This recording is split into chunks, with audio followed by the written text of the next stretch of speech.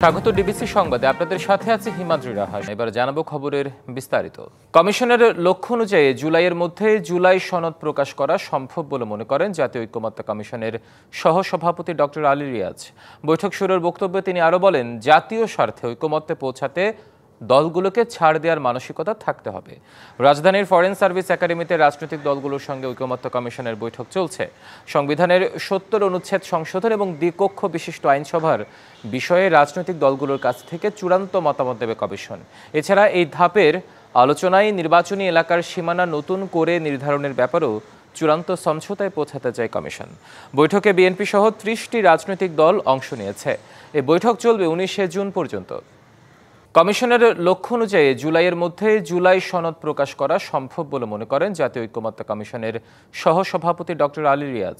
দর্শক, বৈঠক নিয়ে আরো জানাতে আমাদের সাথে এই মুহূর্তে ফরেন সার্ভিস একাডেমি থেকে যুক্ত হচ্ছেন সহকর্মী রিফাত তাসনুভা। এখন পর্যন্ত কোন কোন রাজনৈতিক দল সেখানে যোগ দিয়েছেন, আর বৈঠক কতক্ষণ নাগাদ চলবে আজকে? হিমাদ্রি, আপনি জানেন যে গত ৩রা জুন জাতীয় ঐকমত্য কমিশনের সাথে রাজনৈতিক দলগুলোর একটি বৈঠক অনুষ্ঠিত হয়েছিল। সেখানে বেশ কিছু বিষয় নিয়ে তাদের মধ্যে আলোচনা হয়েছিল এবং আজকে কিন্তু দ্বিতীয় ধাপে দ্বিতীয় দিনের মতো বৈঠক শুরু হয়েছে এবং এই বৈঠক কিন্তু ১৯ জুন পর্যন্ত তারা বসবেন।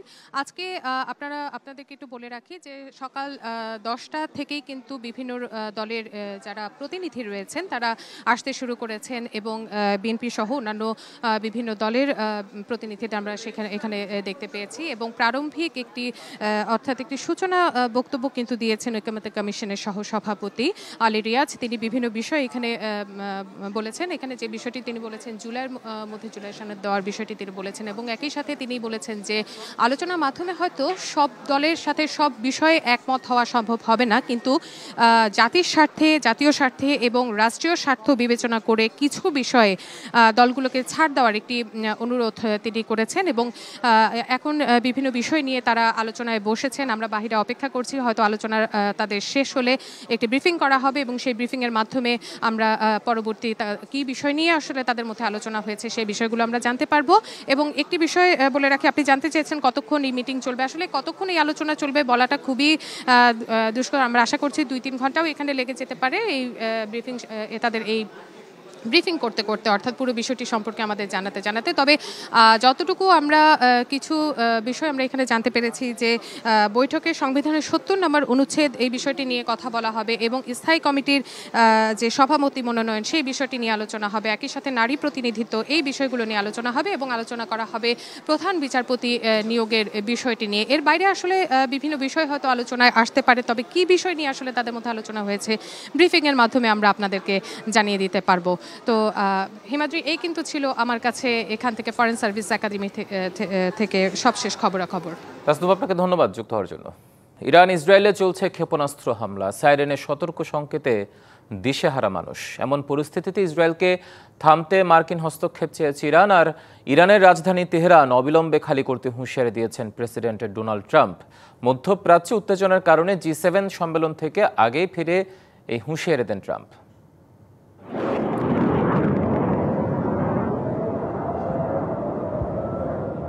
শহর জুড়ে বাজছে সতর্কতা সাইরেন। ইসরায়েলের আকাশে থেমে থেমে বিস্ফোরণের বিকট শব্দ। আতঙ্কে তেল আবিবের বাসিন্দারা। আকাশে ক্ষেপণাস্ত্রের ধেয়ে আসার মধ্যেই মাটির তলার বাংকারে প্রাণহানির শঙ্কা নিয়ে নির্ঘুম রাত কাটছে তাদের। অন্যদিকে আতঙ্কে তেহরানের বাসিন্দারাও। হামলা আতঙ্কে শহর ছাড়তে শুরু করেছেন অনেক বাসিন্দা। রাজপথে তীব্র যানজট। ইরান ও ইসরায়েলে একে অপরকে হামলার হুমকি দেওয়া হয়েছে, তাই বাসিন্দাদের তেহরান ছেড়ে যাওয়ার নির্দেশ দিয়েছেন মার্কিন প্রেসিডেন্ট ডোনাল্ড ট্রাম্প। সোমবার সামাজিক যোগাযোগ মাধ্যমে এক পোস্টে এই নির্দেশ দেন তিনি। অন্যদিকে তেল আবিবের বাসিন্দাদের রাজধানী ছাড়ার নির্দেশ দিয়েছে ইরানের বিপ্লবী গার্ড IRGC। যুদ্ধের পরিধি বাড়াতে না চাইলেও ইসরায়েলের হামলার কড়া জবাব দেওয়ার হুঁশিয়ারি দিয়েছেন ইরানের প্রেসিডেন্ট মাসুদ পেজেশকিয়ান। এমন পরিস্থিতির মধ্যেই ইরানের সর্বোচ্চ নেতা আয়াতুল্লাহ আলী খামেনিকে হত্যার হুমকি দিয়েছেন ইসরায়েলি প্রধানমন্ত্রী বেনিয়ামিন নেতানিয়াহু। ABC নিউজকে দেয়া সাক্ষাৎকারে নেতানিয়াহু বলেন, খামেনিকে হত্যা করলেই এই সংঘাত থামবে। অন্যদিকে ইরান ইসরায়েল সংঘাত বন্ধে ফোনে কথা বলেছেন রাশিয়ার প্রেসিডেন্ট ভ্লাদিমির পুতিন এবং তুরস্কের প্রেসিডেন্ট রিসেপ তাইয়েপ এরদোয়ান। দুই নেতা মধ্যপ্রাচ্যের উত্তেজনাকর পরিস্থিতি নিয়ে আলোচনা করেন এবং অবিলম্বে সংঘাত বন্ধের আহ্বান জানান। শোভন শাহরিন দিশা, ডিবিসি নিউজ ডেস্ক। মধ্যপ্রাচ্যের শত্রুতা কমিয়ে শান্তি ও স্থিতিশীলতা বজায় রাখার আহ্বান জানিয়েছেন জি7-এর নেতারা। ইরান কখনো পরমাণু অস্ত্র রাখতে পারবে না বলেও জি7-এর এক যৌথ বিবৃতিতে কথা জানানো হয়েছে। সম্মেলনে ইসরায়েলের প্রতি পূর্ণ সমর্থন ব্যক্ত করেছেন জি7-এর নেতারা। তারা বলেন, ইসরায়েলের আত্মরক্ষা এবং বেসামরিক নাগরিকদের সুরক্ষা নিশ্চিতের অধিকার রয়েছে। এছাড়াও সম্মেলনে ইরানের পারমাণবিক কর্মসূচি নিয়ে উদ্বেগ প্রকাশ করে নেতারা আরও বলেন, ইরানে পরমাণু অস্ত্র তৈরির কোনো অধিকার নেই। এছাড়া আঞ্চলিক অস্থিতিশীলতা ও সন্ত্রাসের প্রধান উৎস ইরান বলেও উল্লেখ করেন নেতারা। যদিও পরমাণু অস্ত্র তৈরির কথা বরাবরই অস্বীকার করে আসছে ইরান।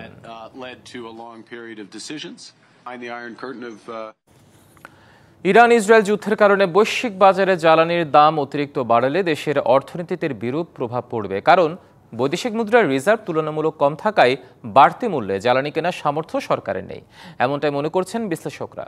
টেকসই সমাধানের জন্য আমদানি নির্ভরতা কমানো এবং নবায়নযোগ্য জ্বালানি খাতে জোর দেওয়ার তাগিদ তাদের। অভ্যন্তরীণ উৎস থেকে গ্যাসের সরবরাহ কমায় জ্বালানি সংকটে ভুগছে দেশ। গত ৩ থেকে ৪ বছর যাবৎ দেশের সামষ্টিক অর্থনীতিতে যে নেতিবাচক প্রভাব পড়ছে তার বড় কারণ উচ্চমূল্যে জ্বালানি আমদানি। বৈদেশিক মুদ্রার সিংহভাগ চলে যাচ্ছে এ খাতে। এমন পরিস্থিতিতে ইরান ইসরায়েল যুদ্ধের কারণে বৈশ্বিক বাজারে দাম বাড়ছে জ্বালানির। বাংলাদেশেও এর বিরূপ প্রভাবের শঙ্কা বিশ্লেষকদের। $65 তেলের থেকে $75 তেল হয়ে গেছে। সো $10 মতো অলরেডি বেড়ে গেছে। তার মানে আমরা নেক্সট রাউন্ড যদি এখন কিনতে হয় তেল, আমাকে এই $75-75 আমাকে কিনতে হবে। শিল্প উদ্যোক্তারা বলছেন, জ্বালানি সংকট বাড়লে রপ্তানিতেও নেতিবাচক প্রভাব পড়বে। হ্যাঁ, সমস্যা তো হবেই। যুদ্ধ শুরু হলে যে কোনো যুদ্ধই আমাদের জন্য এফেক্ট করবে। প্রাইস নিয়ে আমাদের একটু সমস্যা হবে, জ্বালানিতে কন্টেইনার ভাড়াগুলো বেড়ে যাবে, এই ক্ষেত্রে পোশাক রপ্তানিতে একটা এফেক্ট পড়বে। যেমন আমাদের একটা টার্গেট আছে, সেই টার্গেটে পৌঁছানোর ক্ষেত্রে কিন্তু বাধাগুলো আমাদের বারবার আসতেছে। বিশ্লেষকরা মনে করেন, টেকসই সমাধানের জন্য আমদানি নির্ভরতা কমাতে হবে, কিন্তু উল্টো পথে হাঁটছে সরকার। জ্বালানি খাতের যে সংকট, এটি শুধুমাত্র এই যুদ্ধকেন্দ্রিক না চিন্তা করে দীর্ঘমেয়াদী আমাদের আমদানি নির্ভর জ্বালানি থেকে সরে আসাটি খুবই জরুরি। এবং এক্ষেত্রে দুর্ভাগ্যজনকভাবে দেখতে পাচ্ছি সরকার এলএনজি আমদানিকে আরও বৃদ্ধি করছেন, সুবিধা বাড়িয়ে দিচ্ছেন এলএনজি আমদানি করার জন্য, যেটা আমাদের কাছে মোটেই সরকারের রাজনৈতিক অঙ্গীকারের সাথে মেলে না। একই সাথে জ্বালানি তেলের মজুত বাড়ানো এবং নবায়নযোগ্য জ্বালানি খাতে জোর দেওয়ার পরামর্শ তাদের। সুতরাং আমরা মনে করি যে সরকারের উচিত নবায়নযোগ্য জ্বালানির দিকে ধীরে ধীরে শিফট করা এবং এখানে দেশি এবং বিদেশি বিনিয়োগকে উৎসাহিত করা। Yusuf Rana, DBC news, Dhaka. বিএনপির জাতীয় স্থায়ী কমিটির বৈঠক অনুষ্ঠিত হয়েছে। সোমবার রাতে রাজধানীর গুলশানে বৈঠকের শুরুতে প্রধান উপদেষ্টার সাথে বিএনপির ভারপ্রাপ্ত চেয়ারম্যান তারেক রহমানের লন্ডনে বৈঠকের বিষয়ে বিস্তারিত আলোচনা হয়। ওই বৈঠকে তারেক রহমান জনগণের গণতান্ত্রিক আকাঙ্ক্ষা ও দ্রুত জাতীয় সংসদ নির্বাচনের প্রয়োজনীয়তার বিষয় সফলভাবে তুলে ধরেছেন বলে মনে করেন বিএনপির নেতারা। অত্যন্ত ফলপ্রসূ এবং পারস্পরিক সৌহার্দ্যপূর্ণ পরিবেশে ঐতিহাসিক বৈঠকটি হওয়ায় বিএনপি স্থায়ী কমিটির পক্ষ থেকে দলের ভারপ্রাপ্ত চেয়ারম্যানকে অভিনন্দন ও কৃতজ্ঞতা জানানো হয়। কর্তৃপক্ষের অবহেলায় মাসের পর মাস বন্ধ চট্টগ্রাম জেনারেল হাসপাতালের আইসিইউ সেবা। বিশেষায়িত এই হাসপাতালের 18টি আইসিইউ শয্যার মধ্যে ভেন্টিলেটর সচল কেবল একটিতে। অকেজো যন্ত্রপাতি ও অভিজ্ঞ চিকিৎসক সংকটেই এই দুরবস্থা। সংকট সমাধানে এর মধ্যে কাজ শুরু করেছে মন্ত্রণালয়। 2020 সালে করোনা মহামারীর শুরুতে চট্টগ্রামে আইসিইউ শয্যার অভাবে মৃত্যু হয় অনেক রোগীর। এরপর 250 শয্যার জেনারেল হাসপাতালে বিশেষায়িত করোনা চিকিৎসার জন্য স্থাপন করা হয় 10টি আইসিইউ। পরে সংখ্যা বাড়িয়ে করা হয় 18টি। তবে রক্ষণাবেক্ষণের অভাবে নষ্ট হয়েছে বেশিরভাগ শয্যা ও যন্ত্রপাতি। বর্তমানে 8টি শয্যায় রোগী ভর্তি করা গেলেও ভেন্টিলেটর সচল মাত্র একটিতে। অন্যগুলোর সঙ্গে কেবল অক্সিজেন সংযোগ থাকলেও পূর্ণাঙ্গ সেবা দেওয়ার মতো ব্যবস্থা নেই। আইসিইউ চালানোর জন্য যে মেশিনগুলো প্রয়োজন হয়, এই মেশিনগুলোতে যেমন ventilator, high flow nasal cannula, BiPAP, CPAP machine, syringe pump, কিছু স্পেশাল মেশিন অচল অবস্থায় ছিল। এসব নষ্ট যন্ত্রপাতি সচল করতে এরই মধ্যে কাজ শুরু করেছে স্বাস্থ্য মন্ত্রণালয়। এখন যেহেতু কোভিড নিয়ে আবার নতুন করে আমরা সচেতন হয়েছি, কোভিডকে নিয়ে আমরা কাজ করছি, সেক্ষেত্রে এখন আমাদের সেই মেশিনগুলো এতদিন অচল ছিল, যত দ্রুত সম্ভব আমরা উপরের মহলে যোগাযোগ করেছি এবং খুব দ্রুতই তারা রেসপন্স করেছেন। হাসপাতালগুলোর বন্ধ আইসিইউ শীঘ্রই চালুর তাগাদা দিয়েছেন সিটি মেয়র। 4 জন বায়োমেডিক্যাল ইঞ্জিনিয়ার এখন কাজ করছে। আমরা আশা করছি এটা খুব দ্রুত হয়ে যাবে। আর জনবল সংকট আছে এখানে, এটা আসলে আমরা হেলথ মিনিস্ট্রিতে কথা বলেছে, তারা একটা সঠিকভাবে জনবল তারা ঠিক করে দেবে। 250 শয্যার এই হাসপাতালে 177 জন চিকিৎসক থাকার কথা, কিন্তু কর্মরত আছেন মাত্র 42 জন। Mujibul Haque, DBC news, Chittagong. সংবাদ এই ছিল এখনকার মতো। ডিবিসি নিউজের সংবাদগুলো পড়তে ভিজিট করুন dbcnews.tv আর ভিজিট করুন ডিবিসি নিউজের ফেসবুক পেজ এবং ইউটিউব চ্যানেল। সঙ্গে থাকুন।